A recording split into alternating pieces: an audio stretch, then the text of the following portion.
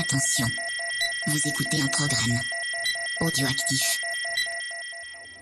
Revs up, lights out on 2019. Great start from Miller on the second row, and it's a good start from Dovizioso also. Not so much for Marc Marquez. Quartararo finally exits pit lane. Oh dearie me, what was he sitting up in the middle of the circuit for? What's happened? He's just thrown something off his bike. He's having a look. He sits up Dovizioso. The crowd here go wild. 46 flags everywhere. He has made his move. Oh, salut à tous, on se retrouve pour le numéro 53 de C'est qui en pôle. On va parler du 6e Grand Prix de cette saison 2019 qui s'est tenu au Mugello, donc pour le Grand Prix d'Italie. Avec moi ce soir, Steph. Comment ça va, Steph? Et c'est moi que voilà, effectivement. Le Mugello était palpitant. Le seul truc que je regrette, c'est que Rossi soit fait enlever par des extraterrestres et qu'il n'ait pas pu revenir à temps pour courir. Sinon, il aurait peut-être mis sa pilule à tout le monde. Si, il a couru. Bon, mais ça, c'est la thèse des conspirationnistes. Ouais. Pour moi, il est encore à la zone 51. Ah bon, on en reparlera. Bon. Et on va commencer évidemment par le gagnant donc, du jeu en partenariat avec la bécannerie Thium of Bike et évidemment la maison. Et c'est Maxou qui a gagné pour ce Grand Prix. Donc je vais bientôt lui envoyer la petite enveloppe. Donc pour le numéro 53, on va parler très très rapidement de Tito Rabat puisque c'est un pilote qui est toujours en activité dans l'équipe Avintia. Il a commencé sa carrière en 125, donc en 2005, mais c'est vraiment en 2006 où il fera une saison presque pleine puisqu'en 2005 il a fait une seule course. Alors le gros de son palmarès, il le construit en Moto 2 entre 2011 et 2015 avec un titre de champion du monde en 2014 et 2 troisième places en 2013 et 2015. Il va monter en MotoGP, mais là ça va être très compliqué puisqu'il va arriver chez Marc VDS sur une Honda qui est pas au niveau des officiels ou même d'une bonne satellite de mon point de vue. Il a jamais eu vraiment l'occasion de montrer ce qu'il savait faire dans la catégorie et donc depuis l'année dernière il est chez Avintia, donc avec des Ducati, si je me trompe pas, qui ont 1 an ou 2 ans et là il vient tout juste de passer les 30 ans. Donc voilà, c'est un pilote qui peine quand même pas mal. Contrairement au Yamaha, les motos d'il y a 1 ou 2 ans sont moins bonnes que les motos de 2019. Ah oui. Oui, c'est vrai. J'ai l'impression. Non, mais voilà, on pourrait dire, ouais, c'est bien, il a quand même une Ducati d'il y a 1 ou 2 ans, mais les Ducati respectent les années pour le classement de la qualité dans l'amélioration. Ouais. On va passer rapidement aux news. Donc en Moto 2, on a Mattia Pasini qui va continuer sa pige de remplacement puisqu'il continue de remplacer Pawi dans le team Petronas au Mans. Dans la catégorie d'hiver, donc on va avoir le Super Sport 300 qui aura 2 courses le prochain week-end à Rérez, et on a aussi Loris Baz qui a fait ses débuts chez Tenket, donc pas ses débuts en course, mais les débuts pour régler la moto, et donc la configuration sera identique à celle de Cortese Melandri, donc on va dire des Yamaha R1 officiels quasiment. Et donc Loris Baz était en essai à Misano avant de commencer sa saison pleinement à Rérez le week-end prochain.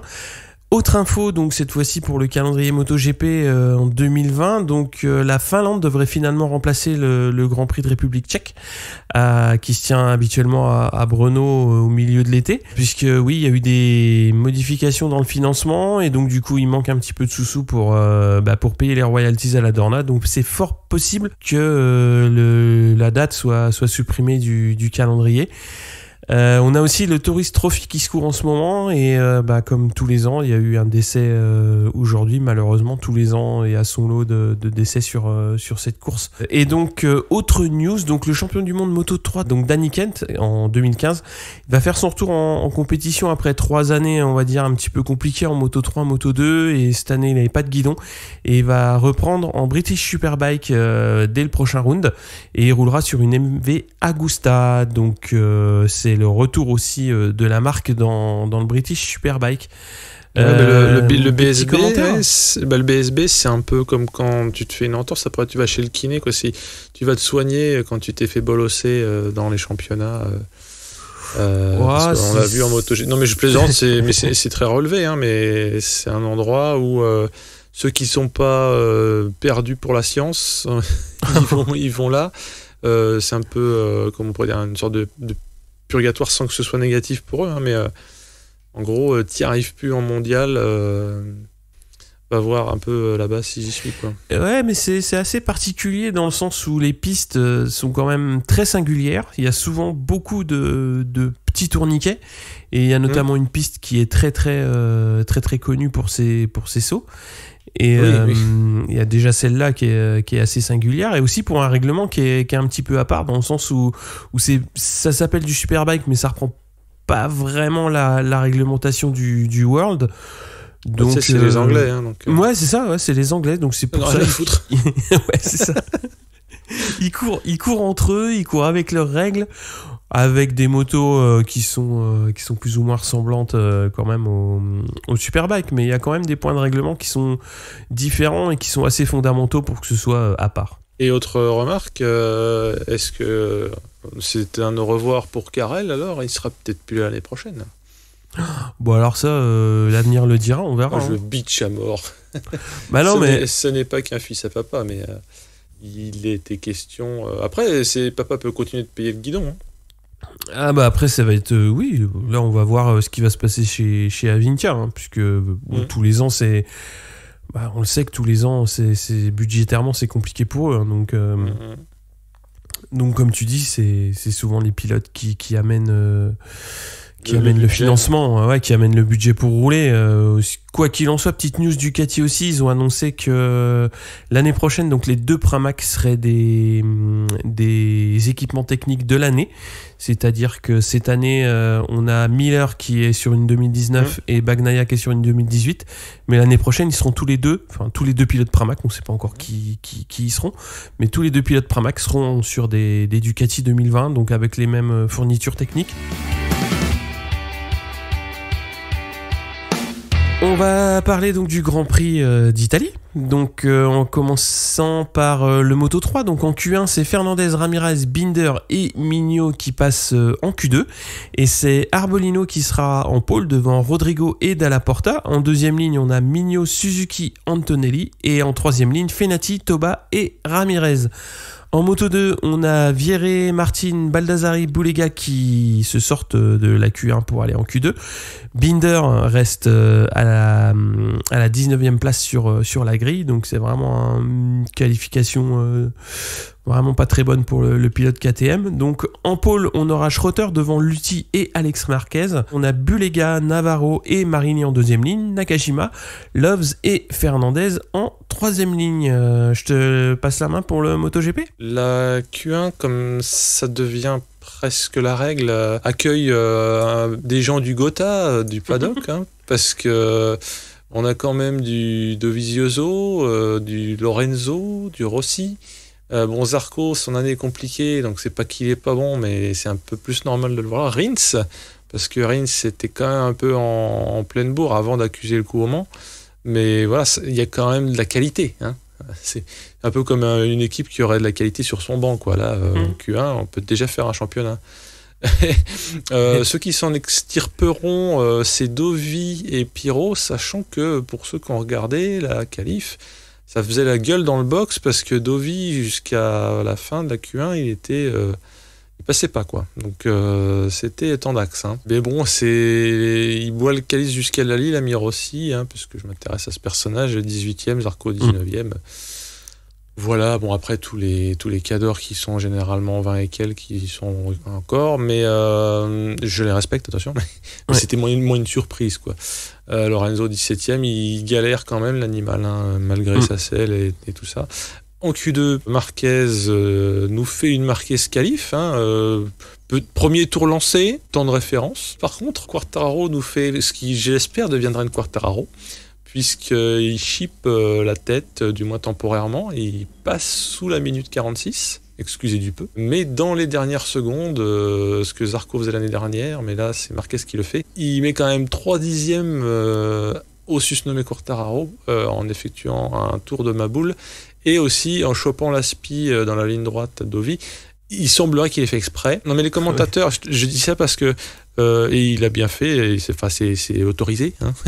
Les commentateurs avaient peur pour lui, en tout cas, moi j'ai pas peur pour lui, mais bon, qu'il soit ralenti par Dovi, mais en fait, ça s'est trouvé assez bien, voire très très bien, que pile poil à la ligne droite, il a pu prendre l'aspi, parce que 3 dixièmes, ça se fait pas en soufflant dessus. Hein. Enfin, ça se fait en aspirant dessus. Ouais. Donc, grosse tactique et gros niveau. Mais quand même, on a Quartararo deuxième et qui s'était illustré d'ailleurs pendant la FP. Il s'était juste fait piquer la première place de la FP2 par Bagnaia. Bagnaia. Mais ces deux-là, les 2 rookies, ils m'avaient un peu mis sur les fesses en FP2 parce que visiblement, c'était pas les autres qui les laissaient s'amuser. Hein. Donc, Bagnaia, je l'avais pas vu venir. Celui-là, paf, pendule. Donc Quartararo part quand même à une belle deuxième place. Petrucci en embuscade pour compléter la première ligne. Sur la deuxième ligne, on retrouve Morbidelli, toujours Petronas. Hein, ils sont bien en ce moment, les petits gars.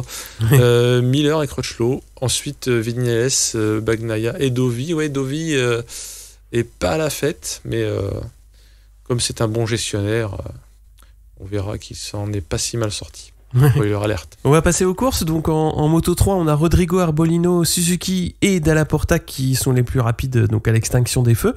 Alors le paquet de tête se forme à 9. On a Rodrigo qui va chuter dans les premiers tours. Dalla Porta va réussir à s'échapper au premier tiers de course, mais ça se regroupe petit à petit derrière lui, et à chaque tour au T1, c'est quand même la foire d'empoigne quand les 15 du groupe ont fait l'aspi, c'est voilà, tout le monde repart entre guillemets à 0, et à 5 tours de l'arrivée, on a quand même une chute importante, celle de Fenati et de Mignot qui était en queue de peloton du groupe de tête. Donc on y reviendra peut-être un petit peu plus tard, mais c'est encore une course loupée pour l'Italien. Alors par contre, le dernier tour va être complètement fou. Ils sont 8 à jouer la gagne, et ça va jouer sur les chassés croisés des derniers virages et à l'aspi, donc dans l'interminable ligne droite. Et c'est Arbolino qui s'impose pour 29 millième devant Dalla Porta et Masia. On a Antonelli 4e, Foggia 5, McPhee 6, Canet 7, Suzuki 8 et Vietti 9. Est-ce que tu as vu la course ? J'ai vu a posteriori, et moi je suis toujours content quand Masia finit, et qu'il finit bien, parce que ça reste quand même le petit jeune qui avait fait des étincelles quand il s'était pointé. Et ben oui, tu l'as dit aussi, c'était du Moto 3, donc c'était foufou, mais c'était encore plus foufou parce que l'aspi, qui est une pratique olympique en Moto 3, sur cette ligne droite là, évidemment c'est capital. Et ça fait un peu du poker menteur, un peu comme Marquez tout à l'heure pour sa qualif, et on le verra aussi en course. L'aspi, c'est dingo parce que tu vois les gens déboîter comme s'ils avaient un rapport de plus. En fait. Ah oui. Non, c'est ça qui m'a électrisé, même si c'était pas en direct et que je m'étais auto-spoilé sans faire gaffe le résultat. Ouais, c'est toujours debout sur le canapé. C'est des malades. J'arrête pas de dire ça. Oui, mais c'est ça qu'on aime. C'est un peu comment on pourrait appeler ça, Philippe Island en MotoGP à l'époque, mais tous les week-ends. Alors on va passer par contre la course Moto 2, elle beaucoup plus terne, on va dire. Il y a un gros contact dans le premier tour, et c'est Lecuona qui va payer les pots cassés et va devoir abandonner, mais c'est Lutti, Schroeter et Marquez qui vont mener la meute, avec Marini pas très loin derrière. On a Baldassari parti 15e qui entame une grosse remontée, et à mi-course Alex Marquez est en tête devant Lutti et Marini. Alors Alex Marquez va se détacher quand même très nettement, et Marini remonter sur Lutti pour finalement le passer donc à 9 tours de l'arrivée. On a Baldassari qui va remonter 4e après un petit écart de Navarro, mais la fin de course va pas être très animée, et ce sera donc Marquez qui va s'imposer devant Marini, Lutti, Baldassari, Fernandez 5, Bastianini 6, Navarro 7, Schroeter 8 et Loves qui finit et qui finit 9e. Dingue. Donc voilà.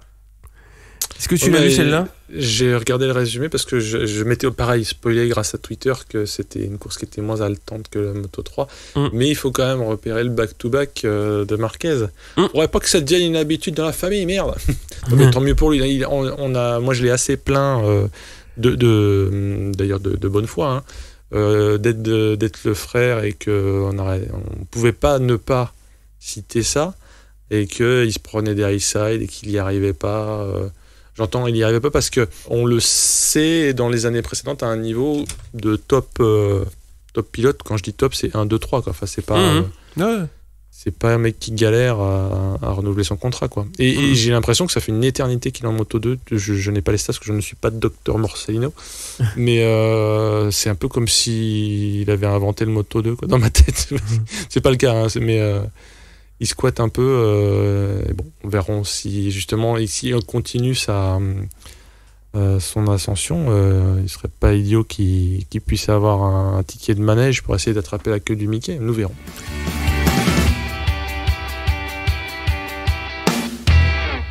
Je te laisse parler de la course MotoGP. Bah écoute, oui, tu es vraiment inconscient, mon pauvre ami. mais au départ, personne ne croque le départ. Hein, ça nous fait des vacances. Dovi lave l'affront parce qu'il remonte quasi instantanément à une place qui est plus conforme à son statut. Truc qui nous chiffonne un peu, c'est Quartararo rétrograde parce que d'une part, il y a le lâcher d'embrayage qui est un petit peu moins bon que les autres. Faut quand même pas oublier que rookie aidant, plus les cinglés qu'il y a autour de lui, il peut paraître que débutant, mais c'est son cas. Et par ailleurs, il s'est quasi touché avec Morbidelli. Si on regarde sur les images, il n'y avait pas de sale manœuvre ni de l'un ni de l'autre, mais il y a eu gênance. Et quand on sait qu'un dixième dans ces cas-là, c'est 5 places dans la vue, au premier virage, j'entends, il se retrouve, je crois que c'était 10e. Enfin, après, au premier virage, je peux même pas parler de position parce que c'est un banc de poisson le truc. Mais voilà, il se fait prendre dans la tenaille. Rabat qu'on a évoqué, lui, il part des stands, il finira par pas finir d'ailleurs, je crois. Donc c'était un peu le week-end à oublier pour lui. Marquez vient en tête, hein, voilà, ça c'est fait. Et surtout Crutchlow est revenu de Diable Vauvert pour être à un moment justement 2 dans le banc de poisson. Après il va... Moi, j'ai noté dans ma tête qu'il avait fait le goupil mais qu'il n'a pas tardé à faire Isengrin, tu sais, à se faire couper la queue et à se prendre une tonsure parce qu'il s'est fait... il a assez vite dégringolé, peut-être qu'il a eu un problème. Et il se forme un groupe de 4. Mais plutôt 3+1 en fait, parce que tu as Marquez, Dovi, Petrucci qui vont se faire du dogfight, hein, comme on l'aime. Miller, effectivement, donc mais pendant un temps.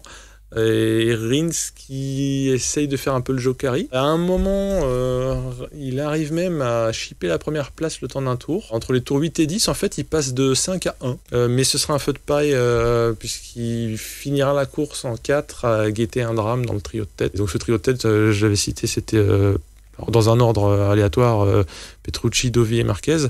Miller vient aussi faire braire Marquez, qui a le don finalement de le ralentir, hein. C'est pas pour faire de l'anti-jeu, mais ça permet que le paquet soit consistant. Ouais, ça reste compact, ouais. Ouais.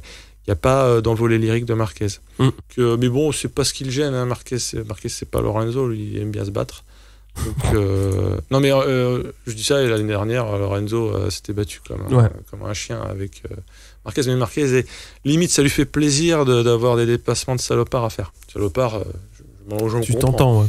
Oui, tout à fait, oui. Il y a des freinages au T1 qui font craindre le pire à chaque fois parce que notamment Marquez qui déboule comme sorti d'une fronde. On parlait de l'aspi tout à l'heure, mais il y a vraiment un écart juste au moment où ça descend, tu sais, après la partie aveugle. Ouais. T'as l'impression qu'il bondit comme s'il avait mis la nitro. Ça freine, il n'y a pas eu de chaleur. Nous, on n'en a pas vu. Je veux pas voir l'état des sous-vêtements après, mais je veux pas voir l'état des étriers. Parce que, et surtout parce que quand Marquez en gros se loupe, c'est juste qu'il prend juste pas la corde, mais en plus il se fait pas trop bouffer. On verra après que c'était au millimètre près. Et donc Rins essaye de voir s'il y en a pas 2 ou 3 qui vont se foutre en l'air comme à une époque, mais non, il n'y a pas eu de saleté comme ça.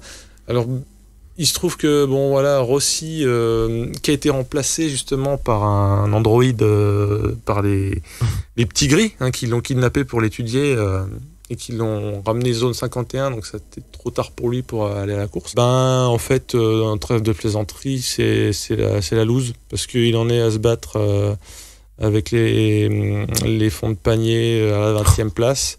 Et non mais quand t'es à la 20e place, tu vois, tu te bats avec Abraham, bon ça fait chier quoi. Et surtout, il se sort.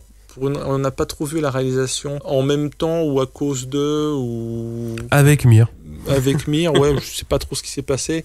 Et à force de forcer pour faire moins pire que 20e, bah, il se bourre à Arabiata 1, qui est le premier droite après le faux corkscrew. Ouais. Voilà. En plus, on peut pas dire qu'il connaît pas, mais voilà, c'était à oublier pour tout le monde, pour lui, pour les fumigènes jaunes. Bon, écoute, on va dire que c'est une course blanche, mais on va revenir quand même à ce qui nous intéresse, c'est la tête de la course. Je cite quand même Zarco qui est à peu près dans les mêmes conditions mais qui est un peu moins pire, je crois à ces moments-là il est 17e. L'ami Quartararo, lui en fait, pendant un moment il fait une remontée qui laisse à penser qu'il va ramarrer éventuellement Rins, sauf qu'à une dizaine de tours de la fin il baisse de rythme, d'abord légèrement, ce qui fait qu'en fait on voit bien qu'il ne rattrapera pas, et puis après 3/10 au tour quand même par rapport à son poursuivant en direct qui était Pirot. Donc il finit par se faire bouffer. C'est un petit peu, pénible de le voir comme ça, parce qu'en fait, tu finis par compter les tours pour voir par qui il va se faire rattraper au final.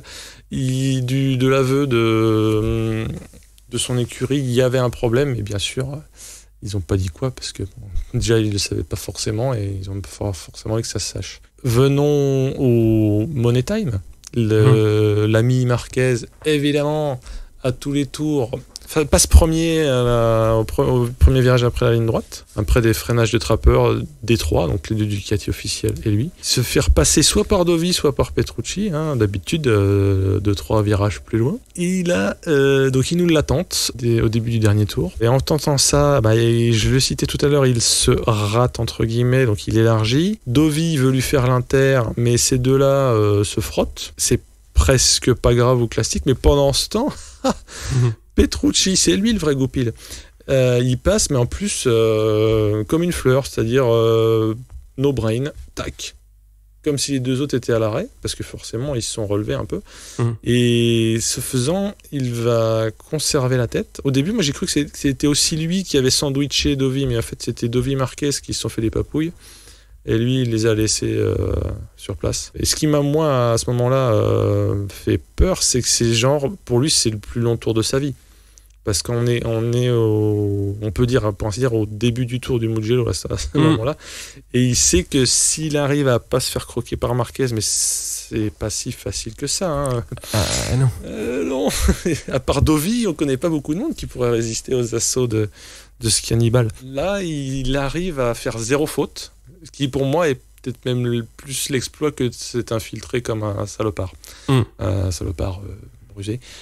Il finit par arriver quelques mètres avant Marquez, parce que justement, ce faisant, Marquez commençait à prendre la spi, mais l'endroit où est la ligne d'arrivée est très important. Je sais pas si tu vois ce que je veux dire. Ah bah oui. Parce que après la photo finish, Marquez est devant en fait. Après la photo finish. Tu vois ce que je veux dire, Marquez il sort de derrière. Alors lui il a peut-être lâché l'axel, je sais pas, mais l'endroit où Marquez sortait de ses aspis, c'est plus loin. Bah bien sûr. Non mais voilà, oui. Heureusement que moi on va pas refaire l'histoire, mais je me suis dit qu'il lui fasse pas comme en Moto 3 quoi. Non. Non. La ligne elle est assez tôt pour que les Moto 3 puissent en profiter. Mais elle est trop tôt pour que les MotoGP puissent pleinement en profiter de l'aspi. C'est la réflexion que je me suis fait en fait, parce que pendant tout le tour je me disais, mais est-ce qu'il va quand même pas le niquer à l'aspi? Mais non. C'était pas loin. C'était pas loin parce que quand tu vois aussi les tours en caméra embarquée de Marquez, on voit quand il est dans la route d'Ovi, il y a le moment crucial là où se referment, on va dire, les flux d'air. Et quand ça passe là, t'as vraiment l'impression que c'est dans le Faucon Millennium quand il passe la vitesse. Aïe. Donc voilà. Heureusement, Petrucci, première victoire de sa carrière. Et ça a été propre en fait. Parce qu'il n'y a pas eu d'attentat. Mais il y a eu un petit peu de virilité, on va dire, dans le trio de tête. Ouais, il y a eu de la baston, c'était chouette. Mais c'était pas vilain. Voilà. Donc moi j'étais ravi, hormis l'épisode des aliens avec Rossi, J'étais assez content. Et Dovi a réussi à pas être chonchon. Et Marquez, lui, en interview, expliquait à mots même pas couverts que lui, ce qui l'intéressait, c'était de contrôler Dovi, et c'est-à-dire de finir devant pour foutre du point. C'est-à-dire que là, alors, il dit ça peut-être aussi parce qu'il n'a pas pu griller Petrucci, mais ce qui l'intéresse, c'est de faire l'épicier. Et c'est pas péjoratif. Ouais. C'est un bel épicier quand même. Hein. Ah mais attends, moi je parle d'épicerie fine. Là, c'est de l'épicerie fine, ouais. On est sur du fauchon, là. Oui. Mais non, c'est pas les trucs avec les figolus pérumés. Hein. Non, t'inquiète pas, c'est pas Vignales, quoi. Donc, non, mais c'est pas parce que si on parle de trucs qui fâchent, voilà. Parce que Vignales, pourquoi je parle de Vignales? Parce que si on regarde qu'il finit 6 derrière Nakagami, il fait une remontée pseudo-fantastique à la fin, mais sauf qu'il tourne quand même toujours plusieurs dixièmes moins bien que les hommes de tête. Donc les remontées de Vignales, du moins celles-là, elles sont certes impressionnantes, mais il n'a pas le rythme. Alors je dis ça, Rossi était aux fraises, mais en tout cas, Quartararo, hormis son problème, était bien sur la YAM. Morbidelli s'est bourré, sauf erreur de ma part. J'ai juste vu Marquez crash. J'ai pas vu ce qui lui est arrivé, mais en même temps, c'est pas que c'est pas important. Mais est-ce qu'il s'est bourré ou est-ce qu'il a cassé? Je crois que c'est une chute. Non, il a chuté, Morbidelli. Ça reste encore Petronas qui. Alors, oui, Vignales finit 6, mais en termes de rythme de course et de montrer le maillot, pour prendre une métaphore cycliste, il me semble que. Petronas sauve les meubles ou sauve l'honneur en ce moment. Et Jarvis commence à faire encore plus la gueule que d'habitude. Quartararo finit 10e, Zarco 17e. Là, je parle des Frenchy French. Hein. On peut quand même citer Pirot qui finit 7 derrière Vignales. Ça a été un des bourreaux de Quartararo sur la fin.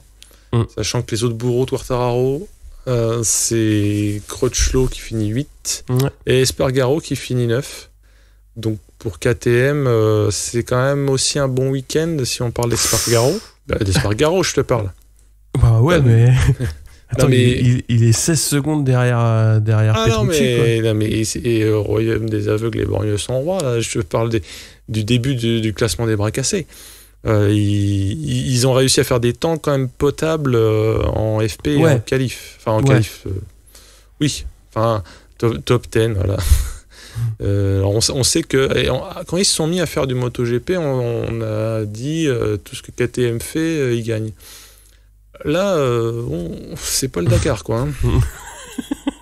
Alors, ok, je veux bien que 3 ans, c'est pas, 2 ans et l'année en cours, c'est pas beaucoup.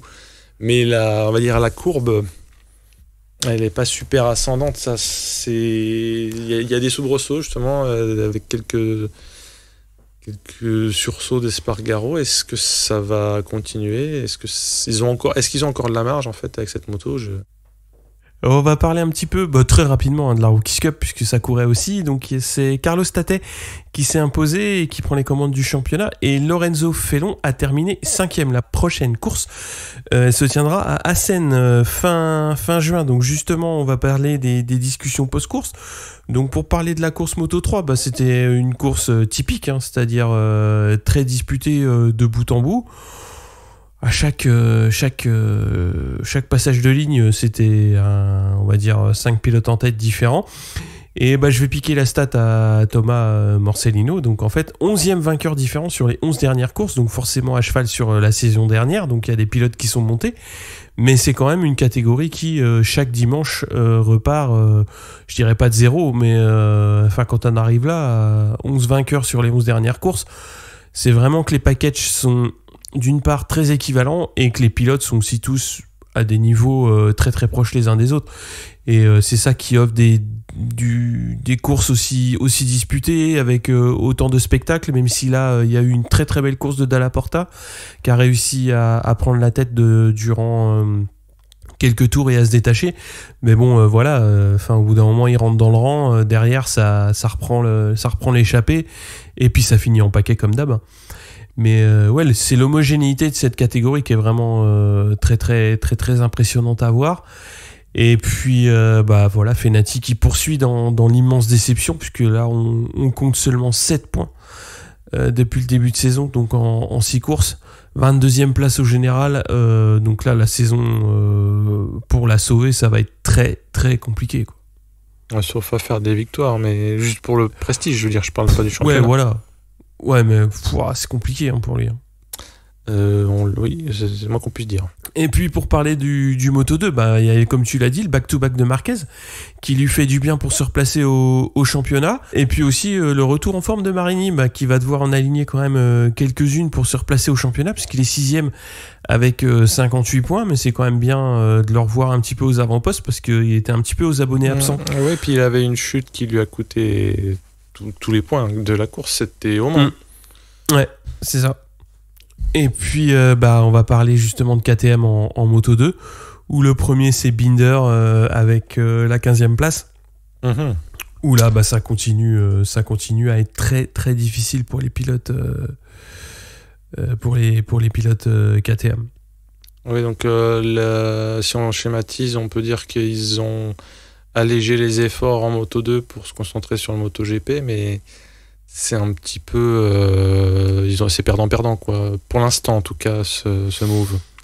Ça permet d'embrayer directement effectivement sur le cas KTM en MotoGP, où il y a quand même eu de grosses avancées techniques qui ont été communiquées en amont, c'est-à-dire du nouveau matériel, notamment un nouveau moteur qui a été annoncé comme très compétitif et qui devait amener les 2 pilotes en Q2 et les 2 pilotes dans le top 10. Ils ont juste réussi, à mon avis, à limiter la casse par rapport à l'écart vis-à-vis du premier. Ils placent quand même Paul Espargaro top, ils placent Espargaro dans le top 10, donc ils sont là où ils voulaient avec Espargaro. Mais quand tu amènes un nouveau moteur et que tu annonces dans la presse par interview interposée que là on y est, c'est bon, c'est compliqué, quoi, parce que Espargaro il s'est bien montré pendant les FP, mais c'est pas non plus voilà, quoi, c'est pas fou, quoi. J'avais pas suivi qu'ils avaient fanfaronné, mais là pas fanfaronné, quoi, non, mais qu'ils avaient ouvert leur gueule, nouveau moteur, quoi. Ouais, je pense que il était urgent de se taire là. Quand tu vois l'année dernière la communication qui a été faite sur avec leur truc qui tourne à l'envers et tout. Ouais, mais le truc qui tourne à l'envers, enfin voilà. Qui rend la moto plus agile. Oui. Ça devait leur faire gagner 1 seconde au tour, je rappelle. Ouais, mais sauf que voilà, tu savais pas où ils en étaient exactement du développement, quand est-ce que ça allait arriver, et puis finalement ça arrivait, mais c'était pas spécialement prêt. Voilà. Ce qu'il y a, c'est qu'ils ont quand même réussi à se placer un petit peu moins loin de la tête, je pense, parce que s'ils n'avaient pas eu ça, ça aurait été pire pour Espargaro. Mais après, amener un nouveau moteur au Mugello, quand tu as des clients comme Ducati et Honda qui en sont plus qu'à la maturation de leur moteur, c'est... Ah oui. Non, mais on est au niveau des CRT quasiment là, c'est-à-dire qu'il faudrait leur faire un règlement pour eux, quoi. Je tire pas sur l'ambulance, hein, c'est que moi ça m'enquiquine en fait. Alors ce qui est déjà quand même bien, c'est qu'il y ait, on va dire, 2 grosses écuries et puis Yamaha derrière. T'en es là, toi ? Mais bien sûr. Non mais attends, Yamaha derrière ? Tu mets où Suzuki ? Non mais Suzuki ils sont en montant et Yamaha ils se pètent la gueule, donc ils se croisent dans la salle d'attente du médecin. On est d'accord. Mais oui, non, mais j'ai dit 2 parce que les 2 qui nous obnubilent, c'est Honda et Ducati. Mais c'est vrai que Suzuki en fait il bénéficie de l'effet Rins, mais Mir qui est rookie, et c'est normal aussi, a du mal à venir seconder celui qui fut lieutenant et qui est maintenant chef. En fait il a un bleu bit qui fait des belles choses, mais c'est difficile, quoi, par rapport effectivement à l'armada Honda. Bon, c'est vrai que Lorenzo finalement, en tant que je ne m'acharne pas sur Lorenzo, mais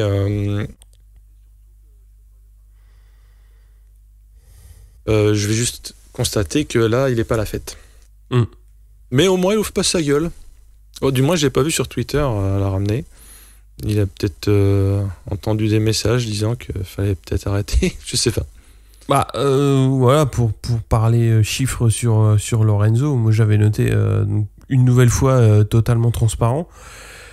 14e au championnat, 4e pilote Honda, c'est-à-dire qu'il est derrière. Ça fait encore plus mal, quoi. Nakagami et Crutchlow. Ouais. Le jour. Après, voilà, ça peut vite s'inverser parce que le jour où il va y être, ça peut aller vite à coup de 25 points dans ta tronche. C'est ce que j'allais dire. Une fois qu'il y est, s'il fout du 25 points, effectivement, il se refera la cerise. Mais là, on attend encore. Faut voir. Parce qu'à la limite, ça pourrait pimenter un peu le truc. S'il fait autant le sale con que chez Ducati fin de première année, il pourrait. Mais faire chier Marquez, faudrait vraiment qu'il prenne un tour en fait et qu'il le ralentisse. Ouais.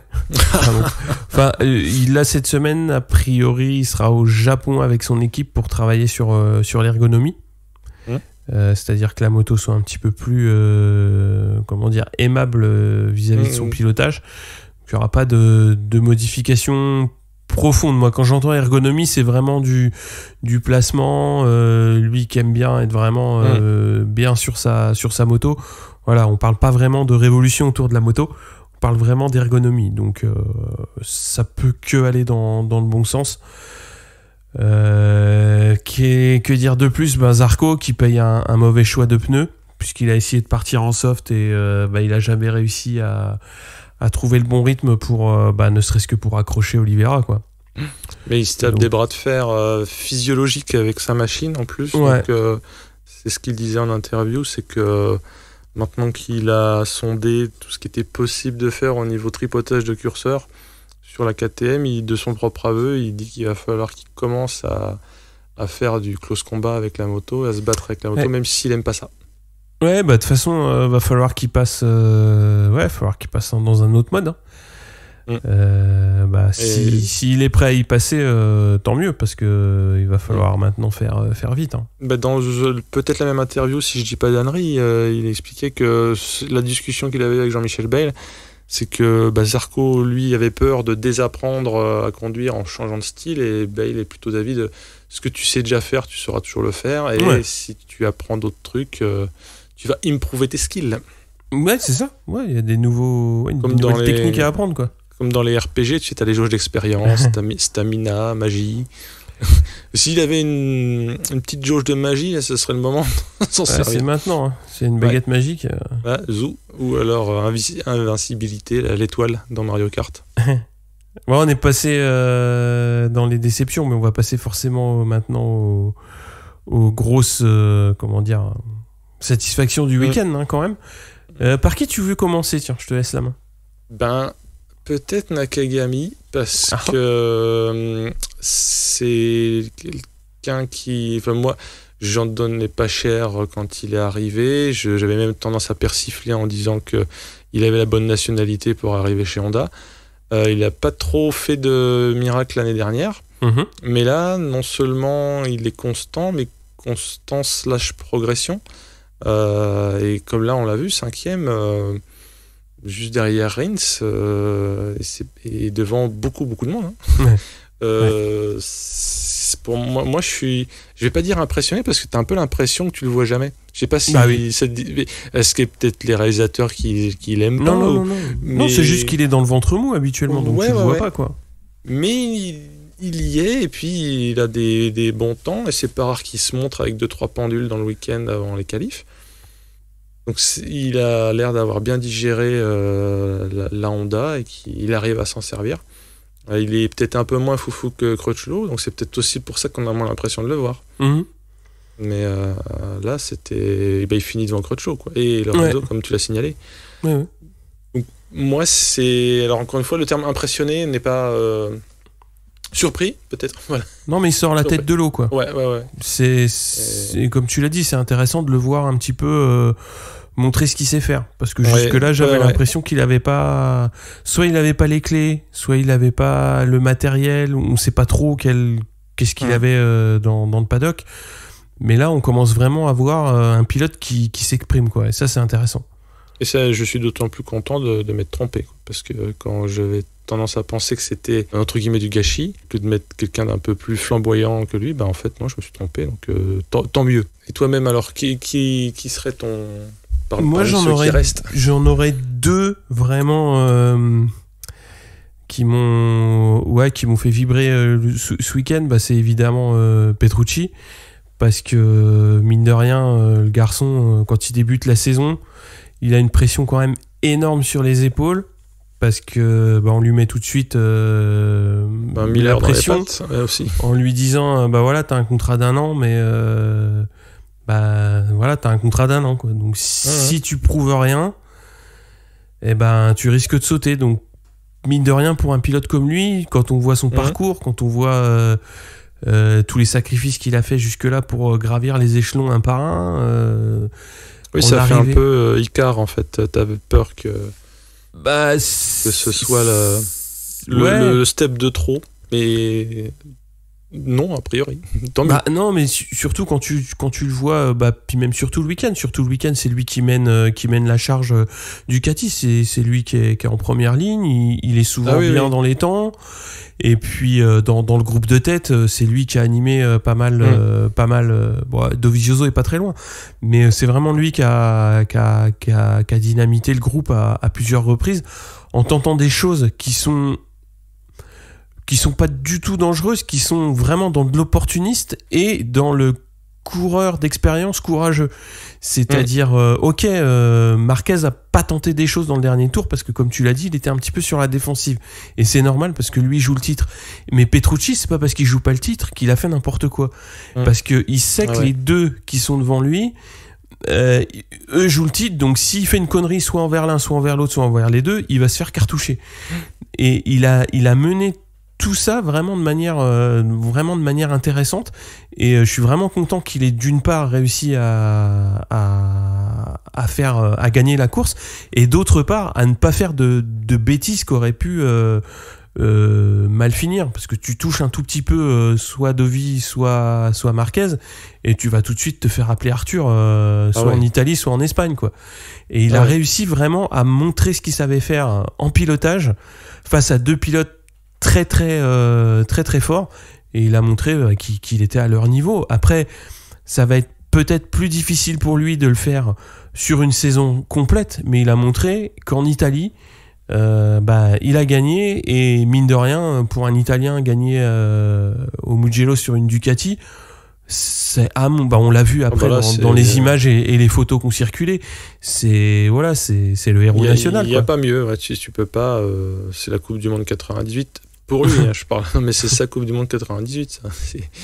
Il n'y a pas moyen. Et le fait qu'il ait quand même pris la décision de faire l'Inter sur le dernier tour, c'est quand même ce qui va le différencier d'un bon lieutenant gentil. C'est-à-dire que c'est plus il est plus hargneux qu'un Pedrosa. Et je respecte Pedrosa. C'est-à-dire qu'un Pedrosa, il aurait dit quand même, si je fais ça, ça va les embêter. Non, là, c'est tiens, allez. Une porte, bim. Bam. Il y a cet aspect un peu puncher quand même. Il est, on l'avait vu aussi à Assen, la dernière victoire de Rossi, souvenez-vous, c'était au Paléolithique. Il était sur le point de se farcir Rossi, et peut-être par excès de respect, il n'a pas tenté. Je dis pas qu'il aurait réussi, mais il n'a pas fait des trucs trop virils sur Rossi à Assen. Et on a vu qu'il était super déçu après. Peut-être qu'il se disait même justement, je pouvais l'avoir. Mais c'est toujours pareil, avec des si. Il y avait peut-être aussi l'aura de Rossi, je ne sais pas. Voir une connivence qu'ils auraient. Tu vois, quand tu connais un mec, t'as moins envie de l'éclater, de lui prendre le gravier. Et puis le deuxième, c'est aussi un pilote Ducati, mais qu'on voit lui beaucoup plus rarement, c'est Pirot. Parce que pour un pilote d'essai, faire 7ème dans une course comme ça. Ah oui, surtout une course comme ça, et miraculé, parce qu'on se souvient de la chute poupée de chiffon de l'année dernière. C'est déjà incroyable qu'il puisse voir clair, remarcher, repiloter. Et là, il est excellent. Ouais, il est qu'à 13 secondes de la tête. Il est un petit peu décroché de Vignales. Mais voilà, être pilote d'essai, avoir son âge. Et surtout, il pilote un superbike italien, donc il est sur une autre moto d'habitude. Effectivement, qu'il fait les pilotes d'essai, mais il jongle entre la V4 et celle-là. Ouais, et puis voilà, 7ème sur une course comme ça, un pilote d'essai comme ça, Ducati montre que voilà, si tu veux gagner, faut un pilote comme Pirot, quoi. pour développer ta moto. Un pilote qui est capable, quand il vient 2 fois sur une course dans l'année, faire un top 10, c'est pas gagné à tout le monde, quoi. Oui, et puis ça fait un peu 13e mois échec vacances, quoi. C'est-à-dire, tu fais du super taf, allez, viens, on t'invite au Mugello, quoi. Ouais, viens. Mais c'est pas péjoratif. Viens rouler avec les potes, quoi. Ouais, viens rouler avec les potes et surtout fais-toi plaisir. Ouais. Bah oui. Après, je suis un petit peu... On n'en a pas parlé au chapitre des déceptions, mais je suis un petit peu déçu pour Miller parce que c'est pareil, il a un petit peu... il a vraiment bien animé le début de course et c'est dommage qu'il chute. Mais en fait, il était en surchauffe parce qu'au tour d'avant, il fait le meilleur tour et d'assez loin par rapport à tous ceux qui sont en piste. Je parle pas du meilleur tour ever, parce que d'ailleurs on l'a pas signalé, mais il y a eu des records, notamment une Marquez qui a fait le meilleur tour. C'est le nouveau. En pôle, ouais, c'est record du tour. Hein. Et puis on va toujours signaler évidemment Rins, qui a fait encore une fois une belle remontée. Et qui place sa Suzuki 4ème, il se replace bien au championnat du monde, on le verra un petit peu plus tard, donc c'est toujours très bien. Et puis l'excellent week-end de Quartararo, même si il loupe un petit peu son début de course, mais il a été durant toutes les FP, était bien placé. Là, c'est dommage un petit peu d'hypothéquer son résultat final avec des débuts, des départs un peu moyens. C'est dommage parce qu'il a le potentiel pour... Mais c'est parce qu'aussi on oublie que c'est sa première année. Enfin, c'est un vrai rookie tout bleu.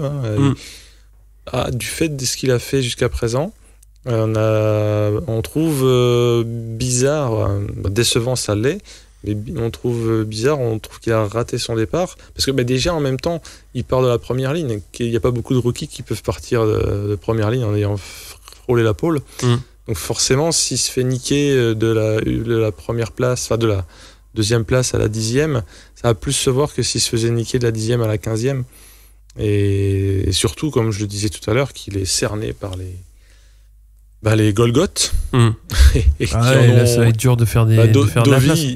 Dovi, il a 300 départs son actif. Donc j'essaye de... Et c'est pas pour lui trouver des circonstances atténuantes, parce que de toute façon, il en a. Et puis je crois qu'il a même pas besoin de ça. Ce qui me surprend le plus, c'est que il n'a pas changé d'attitude. Je parle pas prendre la grosse tête, mais tu sais, il se marre toujours, il est relax. On n'a pas l'impression que d'avoir fait des bons résultats, ça lui a trop mis de pression, du moins dans le box, quoi. Tu le vois avec son équipe, il check tout le monde. Espérons que ça dure. Ouais. On va parler un petit peu justement, tu parlais des records qui ont été battus ce week-end. C'était la première fois qu'une Moto 2 passait les 300 km/h, puisque c'est Boulega qui l'a monté à 300,6 en FP, et aussi un nouveau record aussi en MotoGP, puisque Dovi a été flashé à 356,7 en FP3. Donc c'est pareil, c'est le record de vitesse qui a été battu ce week-end, de vitesse de pointe. Un petit point championnat, donc en Moto 3 on a Canet qui est en tête avec 83 points, Dalla Porta avec 80, Antonelli avec 70, en Moto 2 Baldassari 88, Marquez 86 et Lutti 84, donc très très resserré. Et en MotoGP on a Marquez en tête avec 115 points, Dovizioso avec 103 et Rins avec 88, donc déjà il commence à y avoir quasiment 30 points entre Rins et Marquez, donc ça commence à être un petit peu creusé au niveau des écarts. Oui, et excuse-moi, pendant la course, il y avait, tu sais, les live championships où ils te font le classement virtuel. Et c'est vrai que tu avais Dovi qui était devant Marquez par le jeu des points. En fait, si Dovi avait gagné Marquez 2, donc je pense que c'est aussi pour ça que Marquez était soulagé d'avoir pu le niquer. Parce que on aurait changé de leader en fait. Il aurait fallu vraiment que Dovi gagne et que Marquez fasse 3.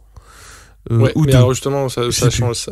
En tout cas, il y avait possibilité sur cette course-là que Dovi fasse premier. Alors c'est symbolique parce que, oui, c'est vrai que on va parler du premier tiers du championnat. Donc il y a encore beaucoup de pain sur la planche. Mais c'est parlant quand même, comme tu l'as dit aussi, s'il commence déjà à y avoir 30 points quasiment avec le troisième, et que Marquez nous fait des Marquez, c'est ça le truc. C'est que quand on voit un Marquez qui a parlant de rendement, en point course. Enfin.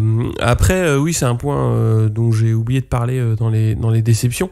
C'est surtout Yamaha qui n'a jamais été en mesure de faire quoi que ce soit ce week-end. Enfin, la 6e place de Viñales, il est à 7 secondes et demie, hein, donc c'est pas non plus honteux, mais c'est un petit peu ce qu'on dit après chaque course depuis le début de saison. C'est-à-dire, il y en a toujours un, en général c'était Rossi, là sur celle-là c'est Viñales, qui réussit à se placer pas très loin, mais qui est jamais en mesure de montrer la moto, qui est jamais en mesure d'aller chercher une place sur le podium.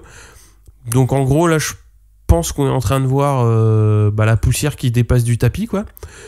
Ah ouais, mais ça faisait un bail que je trouvais qu'on la voyait, parce que Quartararo, Bolos, Rossi et Viñales, c'était plus qu'un hasard, en fait. Ça s'est fait plusieurs fois et sur plusieurs registres de la course.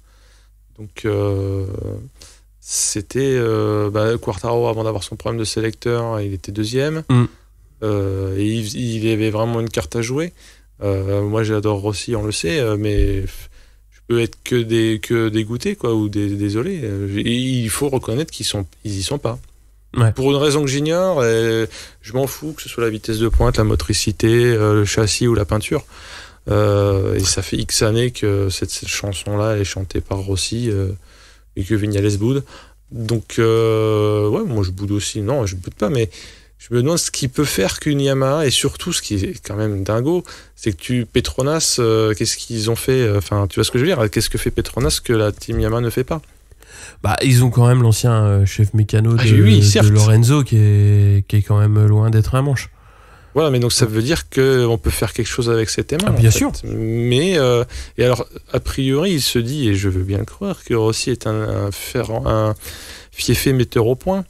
Mais ça marche pas quand même. Il y a quand même de la frustration de mon côté, et Lucien évidemment. C'est quand même dingo. Je n'ai pas d'explication, bien sûr, mais comme tu l'as dit, oui, le chef mécano de chez Petronas n'est pas un guignolo. Ouais. Mais bon. Vilco, il sait faire, hein. Ah oui, ça on dirait. Mais c'est le package M1. Et alors je crois qu'ils ont celui de l'année dernière, hein, ce package, c'est ça? Non. Et non, c'est quoi? Ils ont le package de cette année? Quartararo, il a celle de cette année. Ouais, il avait des pièces un petit peu différentes, mais ils ont fait des remises à niveau. Et il a un moteur Spec B. C'est donc, encore pire. Il arrive à la faire tourner. Il arrive à faire quelque chose avec. Et si je veux vraiment mettre un clou dans le cercueil en plus, c'était le même délire avec Tech 3 avant. C'est ça. Folger en Allemagne, Zarco qui faisait mieux que les Bleus. Pareil, je veux pas m'acharner, mais c'est plutôt parce que j'aime bien cette écurie que je suis dégoûté. Après, faut voir. Comment dire, faut voir qu'on a peut-être aussi la perception un petit peu biaisée, dans le sens où même si on voyait que Zarco était performant avec la Tech 3 au championnat, sur une saison il était derrière Rossi et Viñales, donc intrinsèquement il y avait les officiels étaient devant, mais en termes de machine, tu avais quand même l'impression tu sentais que sur flamboyait certains pas en bleu, et elle flamboyait en noir ou en couleur Petronas. Et tu retrouves plus ou moins le même comportement maintenant. Donc c'est bizarre. Après, on va retrouver encore le prochain circuit qui sera un circuit de moteur. Donc on va voir où sera la Yamaha encore. Puisqu'il va falloir aussi que dans ce cas-là, il y a de l'accélération et de la vitesse de pointe, ce qui n'est pas forcément le point fort, d'après ce que dit Rossi. On verra. Mais est-ce qu'il y a des points forts qu'il évoque? Lui, il dit qu'elle devient plus homogène et plus facile à utiliser en courbe. Et si ça se trouve, ça va suffire. Hein. Ouais. Mais bon, mais il faut de l'accélération pour rattraper les mecs, quoi. Et sachant que les autres, ils attendent pas pendant ce temps-là, quoi. Non. Quand tu vois comment a avancé Honda à l'intersaison pour rattraper Ducati sur différents aspects, dont la vitesse de pointe, c'est purement du moteur. Hein. Ils vont pas te faire croire que c'est les ailerons qui ont fait ça. Hein. Ils ont travaillé sur le moteur et c'est tout. Enfin, pas c'est tout. Mais le mapping 8. Ouais. Donc ouais, pour parler justement de Quartararo, donc il est 12e au championnat, premier rookie avec 31 points, et l'autre français Zarco est 16e avec 10 points. Donc on va passer au point Frenchie. Donc on va parler un petit peu évidemment du French Superbike, puisqu'il y avait une course à non. En course 1, c'est Axel Morin qui s'est imposé devant Kenny Forêt et Mathieu Ginès. En course 2, les trois mêmes, mais dans un autre ordre, puisque c'est Forêt qui s'impose devant Morin et Ginès. Et c'est ce dernier, donc Mathieu Ginès, qui est en tête au général. La prochaine course du Superbike Supersport, on l'a dit, c'est à Rérez les 8 et 9 juin. Et avec le retour donc de Loris Baz en Superbike. On va parler un petit peu du BSB, puisqu'il y avait à Donington Park un triplé de Scott Redding donc sur les courses, et il prend la tête du championnat du coup. Et l'autre transfuge du MotoGP, donc Ravi Forest, fait 3e puis 2 avec sa Honda, et pointe maintenant 5e au championnat. En Superbike espagnol, il y a une victoire pour Christophe Ponson sur Yamaha, qui a gagné prends ça dans ta gueule. qui a gagné donc la deuxième manche du championnat, et un autre français sur le podium, Jérémy Garnoni sur Kawasaki. Au championnat, ils sont 2e pour Ponson et 3e pour Garnoni. Voilà, donc on a fait un petit peu le tour de toutes les news, et on va se retrouver donc dans 15 jours pour parler de Barcelone. Bah écoute, moi je dirais qu'il faudrait que Rossi nique les Espagnols sur leur terre pour laver la pas à Barcelone, non? Quoi? Non mais je dis il faudrait. Il faudrait. J'ai lu Yaka Faucon. Hein. Ah oui. Ouais, il faut un paquet de Yaka Faucon. T'en as du stock ou t'en as en stock? Moi, tu sais que devant ma télévision, je peux t'en sortir. C'est vrai que sur le canapé, il y en a toujours un paquet. Ou derrière un micro, c'est vrai. Toujours faire ton pilier de bistrot. Comme il y a presque 70 millions de sélectionneurs de foot en France. Ah oui, bah tiens, tu parles de foot justement. Qu'est-ce qu'il va y avoir qui va commencer bientôt? Footchibal. Footchibal. Qu'est-ce qui se passe avec Coupe du monde de foot féminin, monsieur. Bon, sur ce, on se dit à très très vite pour le prochain Grand Prix. Pour la victoire de Rossi en Espagne. Bon courage. Tu auras le droit de couper. Non, mais voilà. Et c'est là aussi, c'est comme quand tu étais fan du PSG dans les années 2000. C'est vrai. C'est là que tu reconnais les vrais fans. Il n'y a rien à gagner, t'es ridicule. Non, non, mais après aussi, tout peut arriver. Moi, je veux dire qu'il gagne la Champions League. Je mettrais plus ma petite pièce sur Assen, tu vois. Bah oui, parce que c'est historiquement là où oui, il a une histoire avec Assen, effectivement. Ouais. Et Assen a une histoire avec le MotoGP. Donc c'est une sorte de mise en abîme. Mais écoute, voici nos pronostics. On les réécoutera après. On verra si on gagne des stickers. Nos propres stickers. Les teubés. Pourquoi pas. Ouais, voilà. Bon, sur ce, monsieur, dame, on fait des gros bisous à tout le monde. À la prochaine. Et puis vous nous retrouvez donc sur Twitter, Facebook, etc. Et puis n'hésitez pas à partager nos épisodes avec vos copains qui font de la moto, qui écoutent du MotoGP. Et qui sont de mauvaise foi. Et qui sont de mauvaise foi aussi, évidemment. Allez, ciao tout le monde. Oh.